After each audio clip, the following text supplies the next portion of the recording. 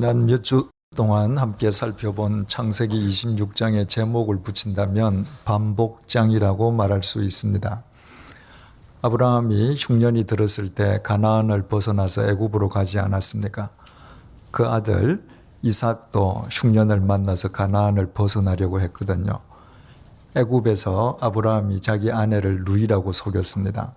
이삭은 그랄에서 자기 아내를 루이라고 속였습니다. 아비멜렉이 아브라함의 운물을 탈취한 사건이 있었죠. 이삭에게서도 똑같은 일이 있었습니다. 또 아비멜렉이 아브라함과 하나님께서 함께 하심을, 아브라함의 삶을 보고 아브라함을 찾아와서 평화 조약을 맺자고 했습니다. 그런데 아들 이삭 때에도 똑같은 일이 일어났거든요. 아브라함은 자기 운물의 이름을 부엘셰바라고 했습니다. 그런데 아들 이삭도 다시 판 운물의 이름을 부엘셰바라고 했습니다. 아브라함의 서자 이스마엘이 이방인 딸하고 결혼을 했습니다. 그런데 이삭의 큰아들 에서도 이방인 딸들과 결혼을 했습니다. 그러니까 아브라함의 생애에서 일어났던 일들이 묘하게도 이삭의 생애에서 그대로 반복해서 일어난 거예요. 그런데 여러분, 이것이 아브라함과 이삭의 삶만 그렇게 했습니까? 그렇지 않습니다. 그것이 바로 우리 인생입니다. 아무리 세월이 흘러가고 아무리 과학이 발달한다 할지라도 인생은 계속 반복되는 것이라고 했습니다. 생로병사, 희노애락은 계속 우리 삶 속에서 반복되는 겁니다. 내가 부모님으로부터 태어나서 성장해서 결혼해서 자식을 키우고 자식 때문에 때로는 웃고 자식 때문에 때로는 속상해하고 눈물 짓고 그러다가 병들어서 늙고 죽고, 이 일이 내 아버지 때에도 일어났고 내 어머니에게도 있었고 내 조부 때에도 있었고 천년 전 조상 삶 속에도 있었고 이웃집 철순의 아버지에게도 똑같은 일이 모양만 다를 뿐 항상 반복되는 것입니다. 그래서 내가 내 자식 때문에 지금 속상하다. 그러면 우리 부모가 나 때문에 언젠가 속상해했던 때가 있었던 것이죠. 내가 지금 기뻐한다. 나만 기쁜 거 아니에요. 예전에 내 아버지, 어머니, 내 조상의 삶 속에도 내가 기뻐하는 이런 조건으로 기뻐하는 일들이 분명히 있었던 것이죠. 그래서 인생은 반복이에요. 지난번에도 말씀드린 적이 있습니다만 전도서 9장 9절에서 10절을 통해서 솔로몬이 이렇게 말하지 않습니까? 이미 있었던 일이 후에 다시 있겠고 이미 한 일을 후에 다시 할지라. 해 아래에 새 것이 없나니 무엇을 가리켜 이르기를 보라. 이것이 새 것이라 할 것이 있느냐. 우리가 있기 오래전 세대들에도 이미 있었느니라. 내가 지금 겪는 어떤 일이든 예전에 있었던 일의 반복에 지나지 않는다는 거예요. 이처럼 인생 자체가 반복이라면 그 반복이 무엇을 향한 반복이냐가 중요하게 되는 것입니다. 매일 우리의 삶이 반복인데 그 반복이 우리의 욕망을 위한, 우리의 욕망을 향한 반복이라면 그보다 더 무의미한 단순 반복은 없습니다. 여러분, 다람쥐가 채바퀴를 계속 돌려봐야 어떻게 되나요? 자기 힘만 소진되지 전혀 나아가지 못합니다.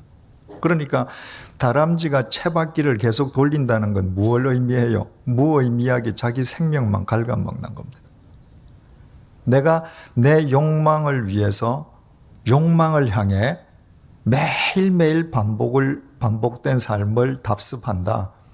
이거는 실은 매일매일 공동묘지를 향해서 내 생명 갉아먹는 것입니다. 인생은 반복이 있기 때문에 반복이 돼. 우리가 하나님의 말씀 안에서 하나님을 향해서 반복할 때 어제와 똑같은 일이 반복되어진다 할지라도 의미가 새로워지는 것입니다. 그 의미가 성숙해지는 것입니다. 그 의미의 차원이 달라지는 것입니다.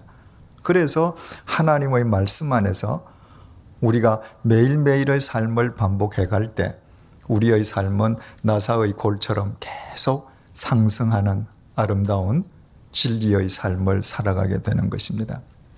오늘 창세기 27장은 이 이삭 가족이 하나님의 말씀을 참 없이 벗어났을 때 얼마나 어처구니 없는 일이 일어났었는지를 우리에게 생생하게 보여줍니다. 1절입니다.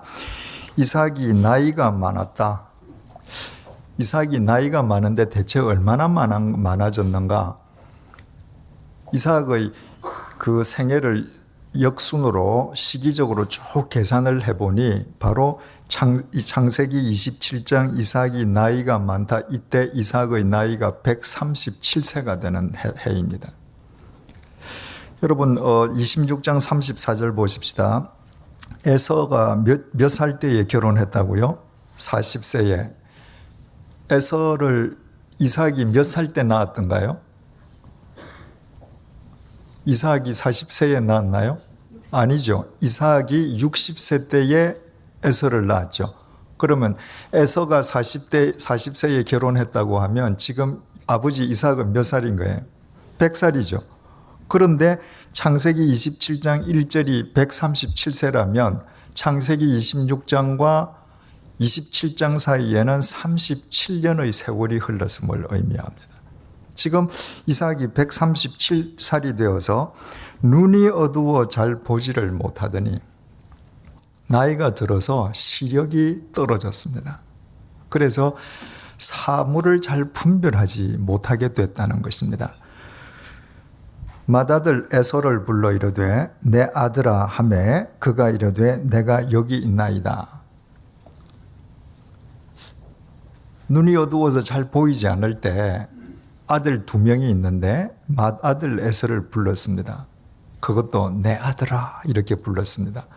그 히브리 말로 내 아들이라고 부를 때에 그 뉘앙스는 내 사랑하는 아들아 이런 말이 되는 것이거든요. 이미 어릴 때부터 아버지 이삭은 큰아들 에서를 편애했다고 하지 않았습니까? 그 큰아들을 불러서 말을 합니다. 2절 이삭이 이르되 내가 이제 늙어 어느 날 죽을는지 알지 못하니. 지금 이 말 이대로 한다면 이삭은 곧 죽을 것처럼 보입니다. 그런데 실제로 이삭이 이 이후에 얼마나 더 살았는가? 창세기 35장 28절 보면 이삭이 180살에 죽었습니다. 그러니까 이때로부터 얼마나 더 살은 거예요? 43년을 더 살았습니다. 그런데 시력이 약해진 이삭은 말이죠. 전혀 죽을 때가 아닌데도 혹시 내 죽지 않나? 지금 자기 생명에만 집착하는 사람이 되어 있습니다.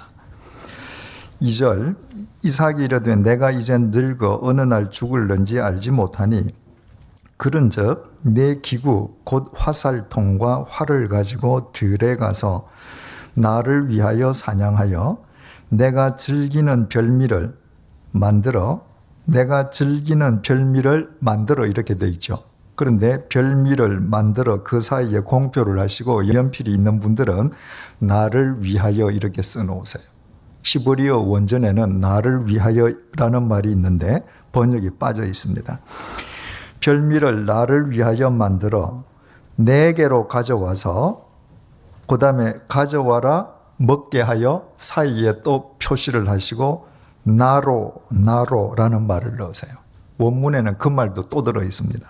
나로 먹게 하여 내가 죽기 전에 내 마음껏 내게 축복하게 하라. 아버지 이삭이 아들 에서를 불러서 자기가 사랑하는 아들 에서를 불러서 하는 말이 자 이제 내가 죽게 됐다. 그래서 내가 너한테 마음껏 축복해 줄 터이니까 조건이 가서 사냥해서 고기를 짐승을 잡아와서 요리를 해와라. 지금 이렇게 이야기했는데 나를 위하여 사랑하여 내가 즐기는 별미를 나를 위하여 만들어 내게로 가져와서 나로 먹게 하라. 나라는 단어가 몇 번 들어있습니까? 5번. 뒤에 내가 죽기 전에 내 마음껏 내게 축복하게 하라 이 말은 빼고 그 별미와 관련해서 아버지 이삭이 5번이나 나라는 말을 했습니다. 그러니까 나를 위해서 사냥하고 내가 즐기는 별미를 나를 위해서 만들어서 나에게 가져와서 나로 하여금 먹게 하라. 지금 137세 된 이삭의 최대의 관심사는 뭔가? 자기 입맛입니다. 나밖에 모르는데 그 중에서도 제일 큰 관심이 입맛이란 말입니다. 여러분, 사람이 나이가 들어갈 때 노인과 어른이 갈라지는 분기점이 뭐라고 그랬습니까? 우리가 다 나이 들면 늙게 돼 있거든요. 그런데 어떤 사람은 노인으로 불리고 어떤 사람은 어른으로 불립니다. 노인은 자기만 알면 노인이 된다고 그랬습니다. 자기만 알면 그다음부터 다른 사람이 괴로워져요. 왜? 자기만 아니까. 자기만 알면요, 자기 입맛만 중요해요. 여러분, 노인으로 불리는 사람들은 입맛 때문에 얼마나 삐깁니까? 그게 제일 중요하거든요. 노인으로 불리는 사람은 기분 때문에 얼마나 기분 나빠하는 경우가 많습니까? 자기 감정만 중요하거든요. 어른이 되면 남을 생각해요. 그래서 어른이 된 사람은 아무리 나이가 많이 들어도 입맛 때문에 사람을 괴롭히지 않습니다. 닥달하지 않습니다. 자기 기분 때문에 남을 속상하게 하지 않아요. 그런데 180까지 살았던 이삭이 그보다 훨씬 전인 43년 전인 137세가 되었을 때 자기 입만, 자기 생명, 자기 나만 아는 노인이 되어 있습니다. 5절, 이삭이 그의 아들 에서에게 말할 때에 리브가가 들었더니, 리브가가 누굽니까? 이삭의 아내죠. 그런데 여기에서 들었다, 이 말, 히브리 말 샤마라고 하는 말이 그 능동태 분사형으로 기록이 되어 있는데요. 그 히브리 문법상으로 그런 형태는 어떤 것을 의미하느냐 하면 목적을 가지고 지속적으로 들어온 것을 의미합니다. 그러니까 리브가는 지금 오늘만 엿들은 게 아닙니다. 영감이 무슨 이야기만 하면 문지방에 귀를 대고 계속 엿들어 왔어요. 무엇을 의미합니까? 부부간의 대화가 안 통합니다. 그러니까 여보 이렇게 하실래요? 이게 아니라 지금 서로 엿듣고 서로 딴 행동하는 이런 사이가 되어 있습니다. 리브가가 들었더니 에서가 사냥하여 오려고 들로 나가매 리브가가 그의 아들 야곱에게 말하여 이르되, 지금 리브가가 남편이 하는 말을 지금 엿듣고 그 남편의 이야기를 듣고 에서가 사냥하러 나갔단 말이죠. 그랬더니 그의 아들 야곱을 불렀습니다. 여러분, 우리가 상식적으로 하면 리브가가 그 말을 듣고 아들 야곱을 불러 이렇게 이야기하면 되잖아요. 그런데 성경의 기자가 리브가가 그의 아들을 불렀다. 이게 무슨 말이에요? 에서는 이삭의 아들이고 야곱은 어머니 리브가의 아들이라는 거예요. 그리고 이 밑에서 보면 야곱이 자기 아들 보고 내 아들아, 또 내라는 말을 또 집어넣잖아요. 그래서 이 아이들이 어릴 때부터 아버지는 에서를 편애하고 엄마는 야곱을 편애했다는 이야기 이미 들으지 않았습니까? 왜 편애가 무섭다고 했습니까? 가족 간의 사랑은 모두를 사랑해야 모두와의 관계의 선이 연결되는데, 편애는 자기가 편애하는 상대방과만 선이 연결되고 나머지와는 단절된다 그랬습니다. 예를 들어서 아버지, 어머니가 있고 자식이 있단 말이죠. 그럼 정상적으로 하면 아버지, 어머니가 서로 사랑하고 아버지가 이 자식 사랑하고 어머니가 이 자식 사랑하고 어머니가 이 자식 사랑하고 아버지가 이 자식 사랑하고, 그래서 형제가 서로 사랑하는 선이 다 연결되거든요. 그런데 이 어머니는 이 자식 사랑하고 아버지는 이 자식 사랑하면 그 선만 있지 연결이 안 됩니다. 그때부터 이 두 자식들은 형제가 아니라 어떻게 돼요? 서로 제압해야 될 경쟁자가 되는 겁니다. 지금 이 집안이 그렇게 되어 있는 겁니다. 그래서 어머니는 자기가 사랑하는 자기의 아들 야곱을 불러서 말하기를, 내 아버지가 내 형 에서에게 말씀하시는 것을 내가 들으니 이러시기를, 나를 위하여 사냥하여 가져다가 별미를 만들어 내가 먹게 하여 죽기 전에 여호와 앞에서 내게 축복하게 하라 하셨으니 야야, 내가 지금 들었는데 네 아빠가 말이야 형 불러가지고 가서 사냥해서 고기 잡아다가 별미를 만들어 오면 이렇게 축복하게 한다고 말했다. 그리고 그 다음에 뭐라고 했느냐 하면 그런즉 내 아들아 내 말을 따라 내가 네게 명하는 대로. 여기에 그런즉 이렇게 되어 있는데 이 그런즉이라고 하는 이 히브리 말 왜 아타라고 하는 말은 상대의 주의를 환기시키는 말입니다. 그러니까 우리나라 말로 지금 현재 이 분위기를 그대로 전하면 이런 말이에요. 야야 이리 와봐. 지금 네 아빠가 형 보고 이렇게 시켰어. 그까지 이야기하고 그 다음에 딱 정색하고 목소리를 쫙 깔아서 그러니까 말이야. 지금 이러는 겁니다. 그러니까 말이야. 엄마 시키는 대로 해. 알겠어? 지금 이러는 거예요. 그 뭐라고 시켰는가? 9절 염소떼에 가서 거기서 좋은 염소 새끼 2마리를 내게로 가져오면 내가 그것으로 내 아버지를 위하여 그가 즐기시는 별미를 만든다. 빨리 가서 염소 2마리 새끼 염소 좋은 거 가져오면 내가 별미를 만들어 줄게. 근데 왜 하필이면 염소 새끼인가? 지금 에서가 나가서 에서는 사냥하러 나갔잖아요. 그러니까 야생 짐승을 사냥하러 갔잖아요. 그런데 야생 짐승하고 가장 맛이 비슷한 가축이 염소랍니다. 그러니까 양을 가져오라고 하지 않고 염소 들고 와라. 그러니까 리브가는 이제 나이가 들어서 상당한 요리 전문가가 되어 있는 겁니다. 왜 2마리인가? 한 마리면 한 마리라도 한 사람이 다 못 먹는데 왜 2마리 가져오라고 하는가? 고기라고 해서 다 맛이 똑같지 않지 않습니까? 한 마리 고기라고 해서. 2마리 중에서 제일 좋은 부위만 떼고 나머지는 다 버리고 그래서 말하자면 특식을 만들겠다 이 말입니다. 10절 내가 그것을 내 아버지께 가져다 드려서 그가 죽기 전에 네게 축복하기 위하여 잡수시게 하라. 내가 그 별미를 만들어 줄 테니까 네가 아빠한테 갖다 드리고 드시고 너로 하여금 축복을 받게 네가 해라. 이 이야기가 뭡니까? 네가 에서라고 아버지 속이라는 겁니다.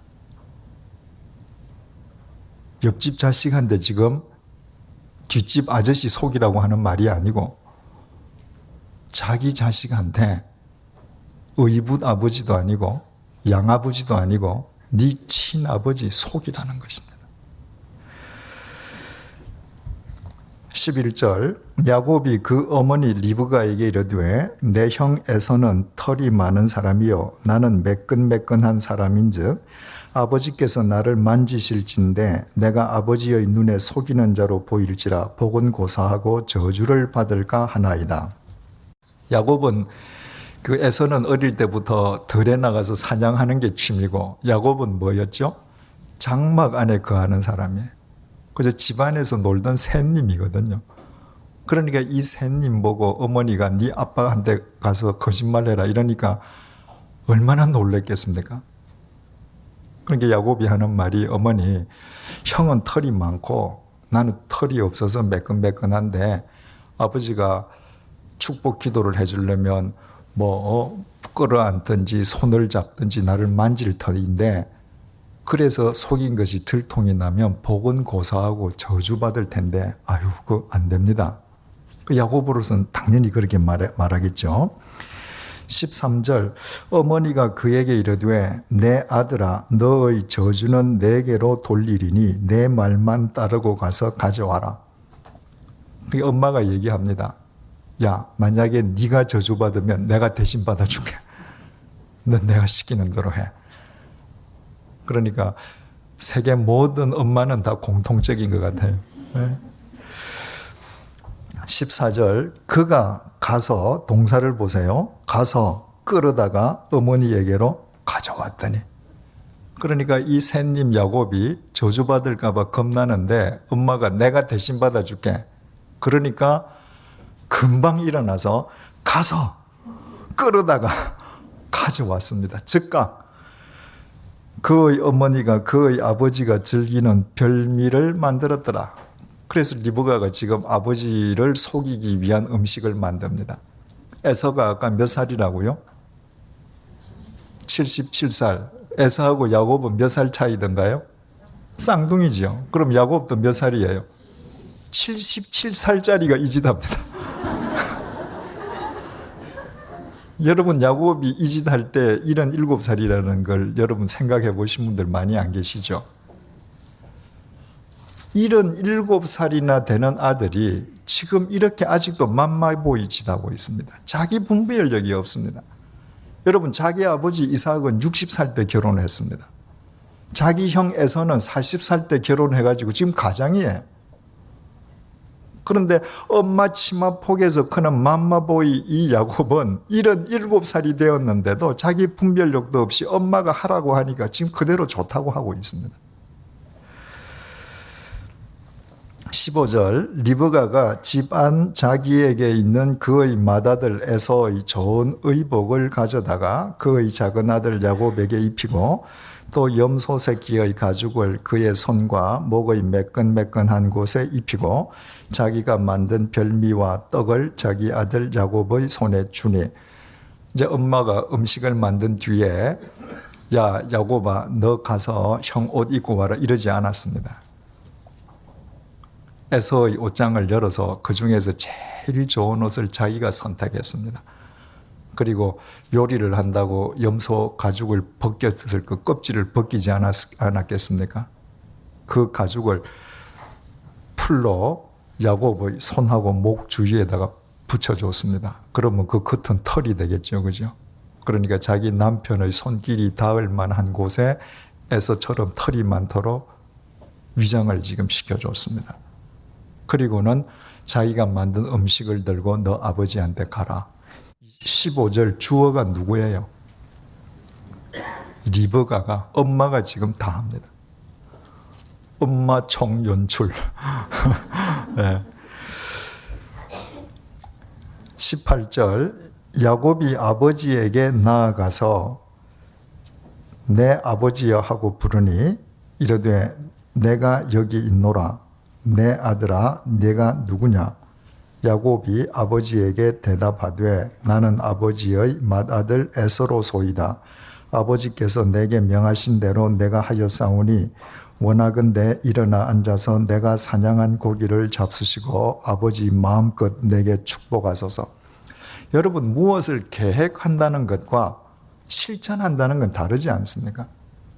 우리가 무엇을 계획할 수 있습니다. 선한 일을 계획할 수 있죠.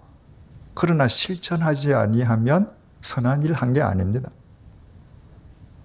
내가 악한 일을 계획할 수 있습니다. 그러나 계획으로 끝내서 버리고 이거 안 돼. 그리고 실천하지 아니하면 범죄는 아닌 거예요.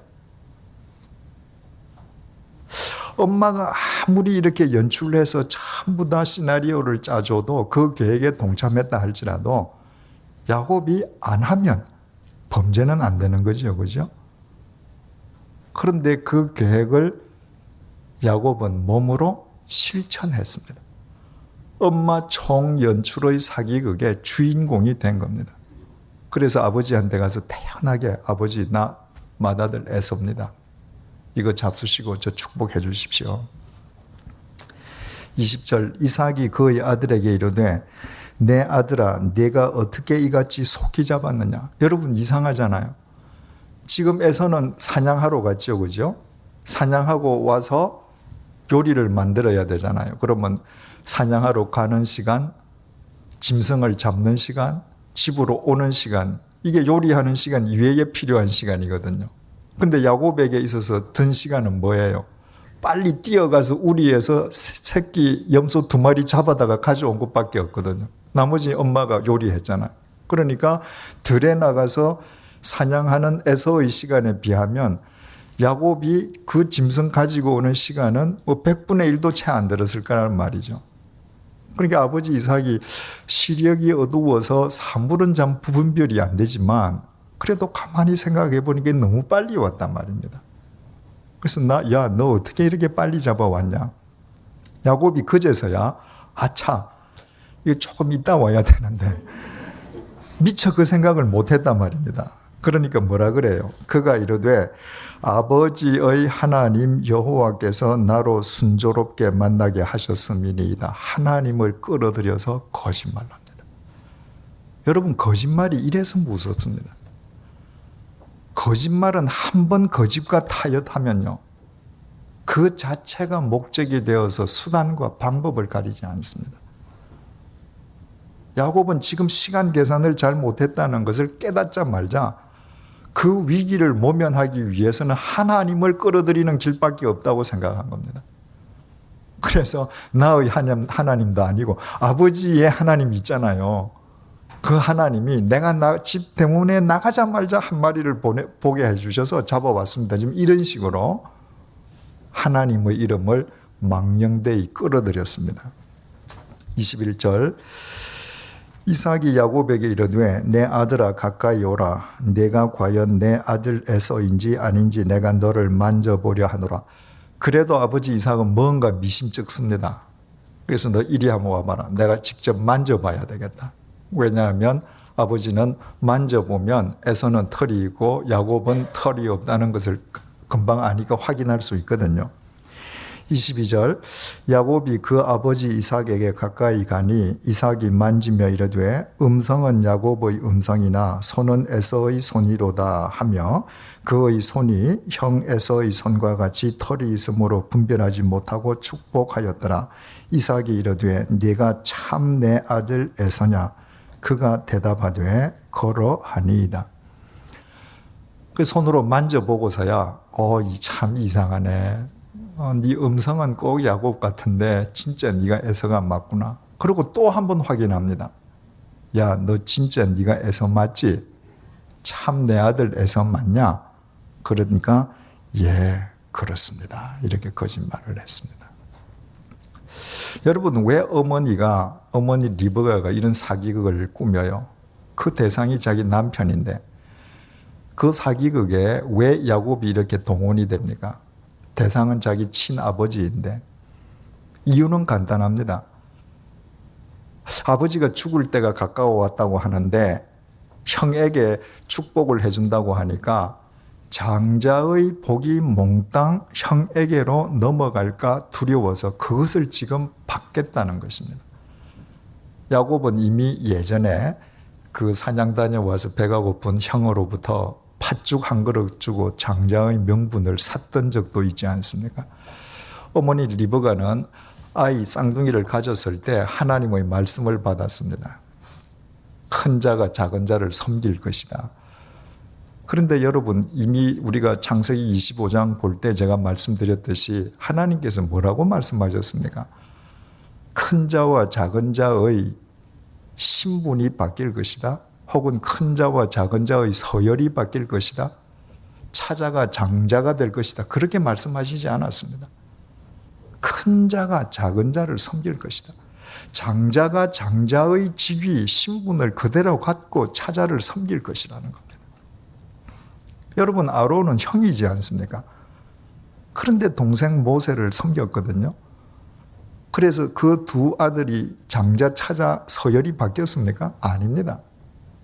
계속 장자로서 차자 모세를 섬겼습니다. 왜? 모세를 통해서 하나님의 뜻이 이루어지는 것이 하나님의 섭리였거든요. 그래서 장자 신분 그대로 섬긴 겁니다. 요셉은 11번째 아들이지 않습니까? 그 위에 10명의 형들이 있습니다. 그 10명의 형들이 동생 요셉을 섬겼거든요. 그래서 서열이 바뀌었습니까? 그렇지 않습니다. 10명의 형들 순서는 조금도 변함이 없었고요. 장자는 변함없이 루벤이었습니다. 다윗은 위에 형이 7명 있지 않습니까? 그런데 7명의 형들이 왕이 된 다윗을 섬겼습니다. 서열이 바뀌었나요? 안 바뀌었습니다. 형들의 그 자리에서 동생을 통해서 역사하시는 하나님으로 인해 동생을 섬기는 것이 하나님의 뜻이었거든요. 그런데 그 부분을 지금 잘못 생각하고 무조건 장자의 명분, 장자의 축복을 전부 다 몽땅 받아야 되겠다. 내 아들 이 야곱으로 하여금 받게 해야 되겠다라고 하는 생각이 이런 무시무시한 시대의 사기극을 연출하게 된 것입니다. 여러분, 하나님께서 큰 자가 작은 자를 섬길 것이다라고 말씀하신 그 본질적인 핵심이 뭐예요? 작은 자를 통해서 하나님의 언약이 계승될 것이라는 겁니다. 하나님께서 야곱에게 주시는 것은 언약의 계승권입니다. 그러므로 그것은 굳이 장자의 자리를 차지 아니해도 차자를 통해서 하나님의 언약은 계승된단 말이죠. 그걸 믿었어야 합니다. 그런데 이와 같은 사기극이 이루어지게 되는 동기를 거슬러 올라가면 어디서부터 이 사건이 시작됐는가? 1절로 다시 한번 되돌아가 보십시다. 이삭이 나이가 많아 눈이 어두워 잘 보지 못하더니, 지금 이 동기를 거슬러 올라가면 이삭이 눈이 어두워서 사리를 분별하지 못하는 것에서부터 시작이 되었습니다. 지금 이삭이 눈이 어두웠다. 이것은 일단은 육체적인 시력이 어두웠다. 그렇게 우리가 이해하게 되죠. 그죠? 그런데 성경은요, 눈이 어두워졌다, 날이 어두워졌다, 어떤 사건이 일어날 때 시력이나 날이 어두워졌다는 말은 꼭 영안이 어두워졌다는 것하고 동일어로 의미로 사용됩니다. 가령 예를 들면 구약시대에 엘리 제사장이 있었습니다. 그 엘리 제사장 아들이 홈니와 비느하스라고 하는 아들이 있는데, 그 아들 둘이가 회막에서 수종되는 여자들을 마구 농락합니다. 그뿐만 아니라 교인들이 하나님께 바친 제물 중에 좋은 것은 중간에서 다 착복해버려요. 그런데 엘리가 그 아들을 막지를 않았습니다. 못하게 하지 않았습니다. 그저 점잖하게 몇 마디만 하고 내버려 뒀습니다. 사무엘상 3장 2절 보면요, 엘리가 나이 많아 눈이 어두워서 이렇게 되어 있습니다. 영안이 흐려진 거예요. 요즘 말로 하면 목사 아들이 성가대원을 농락하고 헌금 중간에서 훔치는 겁니다. 그 아버지의 영안이 흐려지니까 그런 일이 일어난 것입니다. 여러분, 다윗이 얼마나 하나님을 사랑하고 지혜롭고 깊은 믿음의 소유자입니까? 그런데 남의 집 아내를 데려다가 통관하지 않습니까? 그리고 알리바이를 위해서 노력하다가 안 되니까 그 남편 죽여버리죠. 그죠? 그런데 그 여자를 데려다가 통관할 때 사무엘하 11장 2절 보니까 저녁 때에 이렇게 되어 있습니다. 어두울 때입니다. 다윗의 영안이 어두워졌을 때 그런 일이 생기는 겁니다. 예수님의 제자 12명 있잖아요. 그런데 예수님을 배신하고 판 사람은 외부인이 아니잖아요. 예수님의 제자였습니다. 가룟유다가 팔지 않습니까? 그런데 가룟유다가 예수님을 팔러 나갈 때 요한복음 13장 30절 밤이었더라 이렇게 되어 있습니다.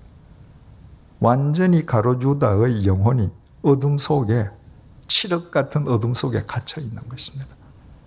지금 오늘 이 본문의 이야기는 이삭이 단순히 육체적인 시력이 약해졌다는 말이 아니라 영안이 흐려져 버린 것입니다. 그러면 그 아내가 남편이 영안을 회복할 수 있도록 도와야 되잖아요. 이 아버지가, 이 이삭이 도대체 누굽니까? 위대한 믿음의 조상 아브라함의 아들이잖아요. 하나님께서 차자에게 언약의 계승권이 이어질 것이다. 만약에 리브가가 내 남편이 내 야곱의 머리 위에 손을 얹고 축복해야만 그 계승권이 이루어질 것이라고 잘못 이해했다고 하십시다. 그렇더라도 어떻게 해야 되겠어요? 정말 리브가 역시 영민한 영성을 지니고 있었다면 남편 앞에 가서 무릎을 꿇고 울면서 이야기해야죠. 여보, 우리가 누굽니까? 믿음의 조상 아브라함의 아들이고 자식들이지 않습니까? 하나님께서 누구를 통해서 언약이 계승된다고 했습니까? 야곱 아닙니까? 여보, 그래도 남편이 듣지 않는다. 그렇더라도 순리를 쫓아야죠. 하나님을 믿는다면. 여러분, 아브라함이 땅 주인이 땅을 안 팔겠다고 하는 것을 설득해가면서까지 막벨라굴을 사지 않습니까? 그건 왜 그랬다고 그랬습니까? 하나님의 언약을 믿었기 때문에 자기의 자식들이 에집트에 가서 400년 동안 노예살이하고 올 때 가나안 땅에 대한 그 교두보를 마련하기 위해서 그 땅을 미리 사뒀다고 했습니다. 그건 믿었기 때문에 순리를 쫓아서 한 것입니다. 그러나 리브가는 하나님을 믿는다고 하면서도 남편을 속여서 남편으로부터 축복하겠다고 하는 것은 언뜻 보면 믿음의 행위인 것 같지만 실은 아브라함과는 달리 불신의 행위였죠. 그러니까 리브가 역시도 지금 남편의 영안이 흐려지고 남편이 자기 입맛만 알고 자기 생명만 따지고 노인이 되어 있으니까 리브가도 지금 똑같이 반응하고 있는 것입니다. 그 와중에 77살이나 되는 야곱도 똑같이 행동합니다. 그 결과가 어떻게 됐는가? 나중에 에서가 사냥을 하고 돌아와서 자기 동생이 자기를 속였다는 사실을 알지 않습니까? 그래서 에서가 어떻게 하려고 합니까? 동생 죽이려고 하죠. 그제서야 이삭도 번쩍 정신이 들었습니다. 영안이 그제서야 깼습니다. 리브가도 정신이 들었습니다. 그러나 이미 때는 늦었죠.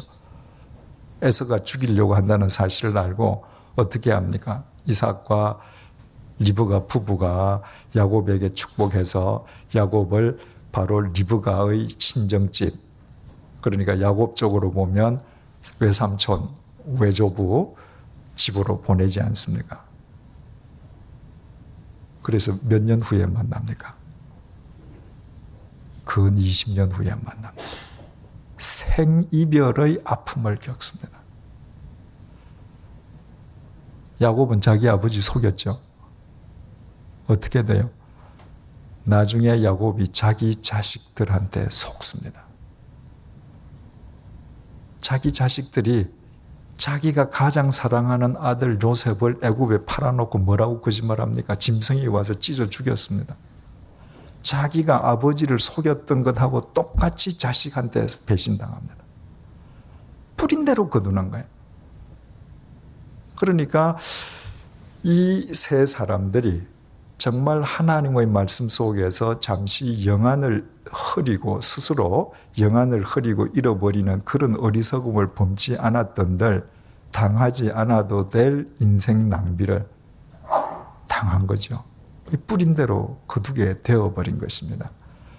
오늘의 이 메시지가, 오늘 이 본문이 우리에게 주는 중요한 메시지가 있겠죠. 그죠? 첫째로 우리는 모두 거룩한 성도의 교통 속에서 살아야 한다는 것입니다. 여러분, 우리가 사도신경을 외울 때도 성도가 교통하는 것을 믿는다 그러잖아요. 성도가 교통하는 것을 믿는다는 것은 성도의 교통이 절대적으로 필요함을 믿는다는 말과 똑같죠.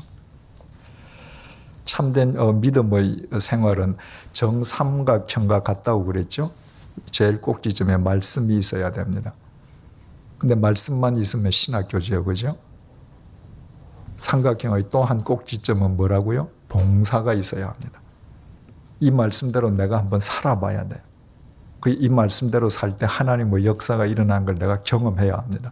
그러나 봉사만 있으면 자선기관이죠. 또 하나가 있어야 되는데 그게 뭐라 그랬습니까? 성도의 교통. 일반적으로 친교라고 하는데 친교라는 것은 굉장히 얕은 것을 의미합니다. 그래서 그 깊은 의미를 나타내는 단어는 교통이라고 했습니다. 성도가 서로 교통함으로 인해서 내가 살아가다가 때로 실족할 때, 내가 살아가다가 때로 내 영안이 흐려질 때 서로가 격려하고 일으켜주고 서로가 함께 손잡고 나아가는 가운데에 늘 맑은 영안을 지니면서 살아가게 된단 말이죠. 우리에게 있어서 한 가정이 주님을 믿는다. 그럼 그 가족의 의미는 뭐겠습니까? 거룩한 성도의 교통을 행하는 가족입니다. 그래서 믿음의 가정이 아름다운 것이죠. 일주일에 한 번 교회만 갔다 온다. 그 가정이 무슨 아름다운 가정이 될 수 있겠습니까? 주고받는 말 속에서 성도의 거룩한 교통이 있을 때 함께 아름답게 하나님의 뜻을 이루어갈 수 있는 것이죠. 교회에서도 마찬가지 아니겠습니까? 구역 식구들과 성도의 거룩한 교통이 있어야 합니다. 내가 봉사하는 부서 사람들과 거룩한 성도의 교통이 있어야 합니다. 그때 우리는 주님께서 부르시는 동안, 부르실 때까지 내 육체의 시력은 떨어질더라도 내 영안은 날이 갈수록 더 밝아지는 것이죠. 겉사람은 후패할지라도 속사람은 날로 강건해지는 것이죠. 두 번째 메시지는, 여러분 이 집 보면 콩가루 집이잖아요.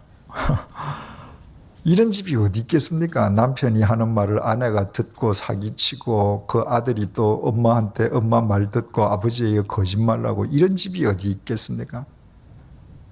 그럼에도 불구하고 하나님의 언약은 그 두 사람의 아들, 이 형편없는 야곱을 통해서 이루어졌다는 것입니다. 왜? 그것이 하나님의 언약이기 때문입니다.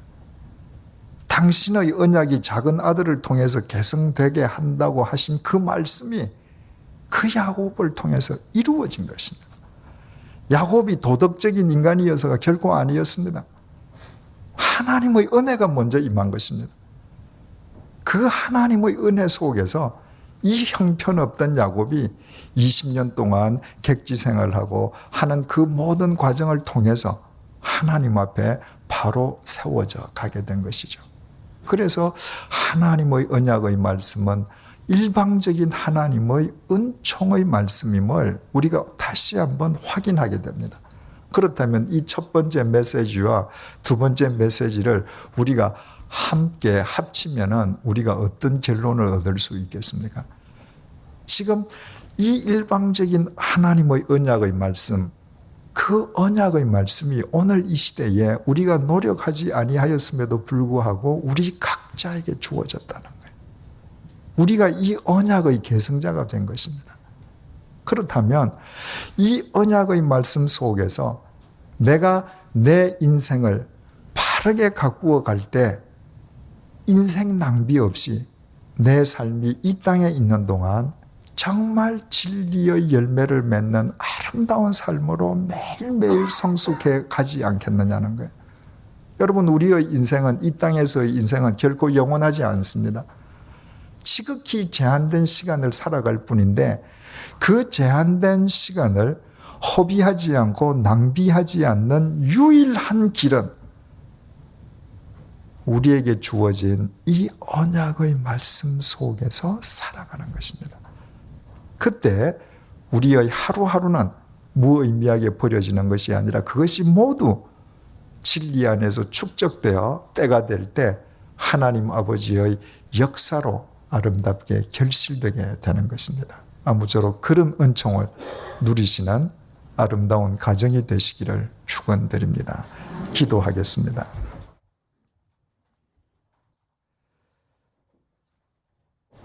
하나님 아버지, 오늘 본문만을 보면 이삭, 리브가, 에서, 야곱 이 네 식구가 이룬 가정은 결코 모범의 가정도 아니고 본받을 만한 가정도 아니고 믿음의 가정도 아닙니다.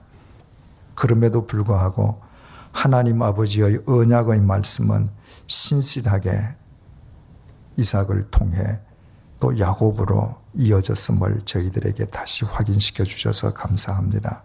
주님, 그 언약의 개성권자로 우리를 불러주신 것을 감사합니다. 그리고 우리 각자에게 그 언약을 하나님께서 거저 주신 것을 감사합니다. 주님, 주님께서 베풀어 주신 이 무조건적인 은혜와 사랑을 무의미하게 버려버리는 어리석은 자가 되지 말게 도와주옵소서. 이 언약의 말씀에 우리 자신을 드릴 수 있도록 도와주시고 우리의 삶을 이 언약의 말씀 위에 세우게 도와주시고 이 말씀을 힘입어 하루하루 살아갈 수 있도록 도와주옵소서. 그리하여 주님 부르시는 그날까지 우리의 하루하루가 의미 없이 허비되거나 낭비됨이 없이 오직 진리 안에서 진리의 시간들로 축적되게 도와주시어서 하나님께서 원하시는 때에 하나님의 원하시는 모습의 아름다운 진리의 열매들이 늘 결실될 수 있도록 도와주시옵소서. 우리의 삶을 통해 많은 사람들이 진정한 삶의 의미가 어디에 있고 무엇을 위해 살고 무엇을 힘입어 살고 무엇 위에 자신의 인생을 세워야 이 땅에서 참 행복한 삶을 살 수 있는지 배우게 되는 귀한 생명의 역사가 일어나게 도와주옵소서. 예수님의 이름으로 기도드립니다. 아멘.